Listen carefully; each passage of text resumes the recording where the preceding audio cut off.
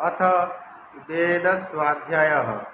अद्य वेद प्रार्थना पुस्तकस्य तृतीयमन्त्र स्वाध्यायः भविष्यति।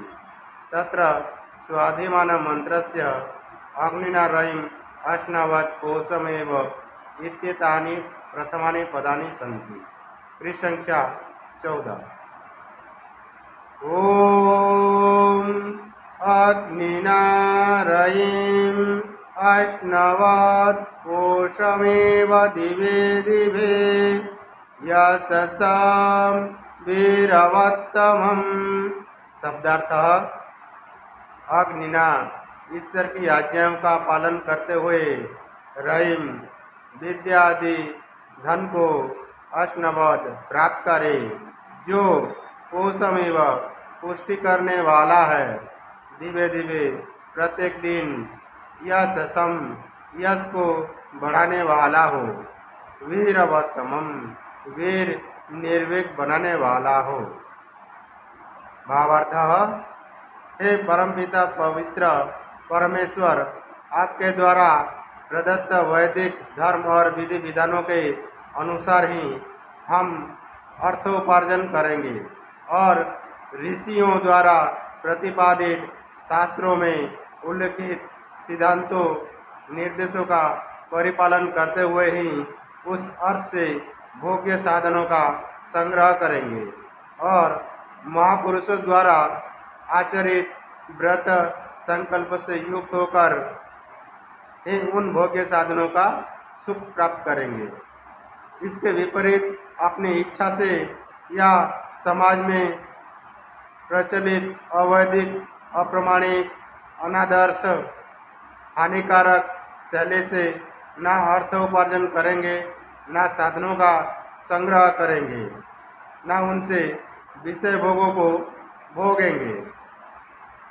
हे प्रभुदेव, कैसी विचित्र स्थिति है कि भूमि, भवन, धन, संपत्ति, विलास, वैभव के प्रचुर साधनों को उपलब्ध करने पर भी हमारे मन में निर्भीकता, शांति, प्रसन्नता, तृप्ति, स्वतंत्रता की स्थिति नहीं है।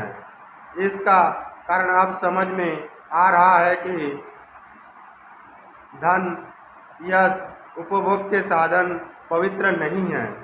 जो धन आपकी आज्ञा, आपके निर्देशन, ऋषियों के संकेत, शास्त्रों में वर्णित विधि विधानों के अनुसार अर्जित नहीं किया जाता है, वह अपवित्र होता है। वह धन हिंसा, झूठ, छल कपट, मिलावट, रिश्वत आदि अनुचित उपायों व साधनों से उपार्जित होता है और ऐसा धन अर्थ न होकर अनर्थ होता है।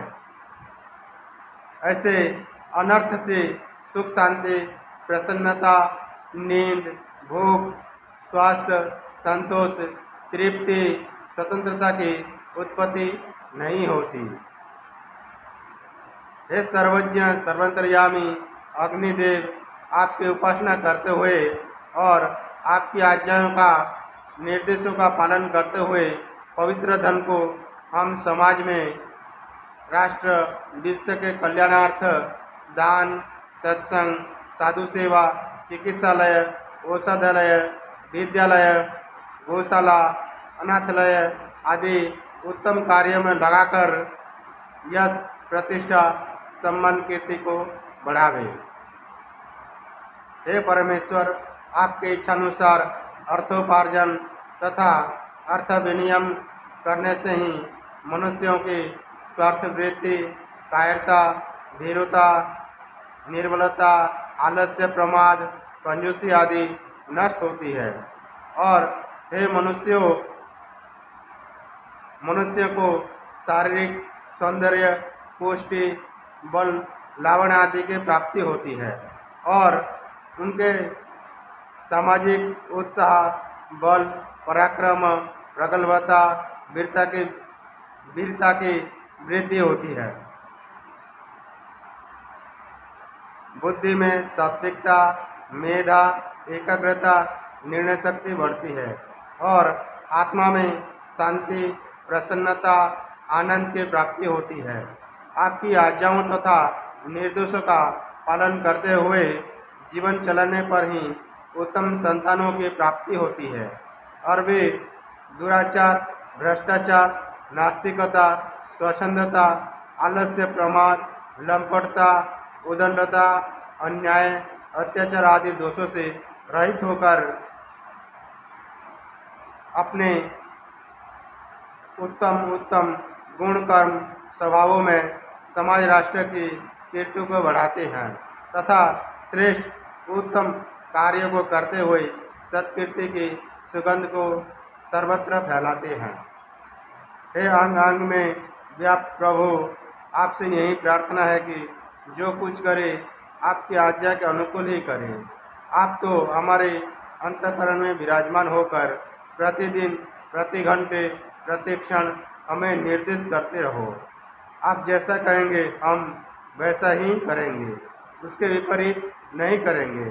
हमारा आज से संकल्प है, इस संकल्प को आप पूरा करो प्रभु, इस संकल्प को आप पूरा करो। इति वेद स्वाध्याय।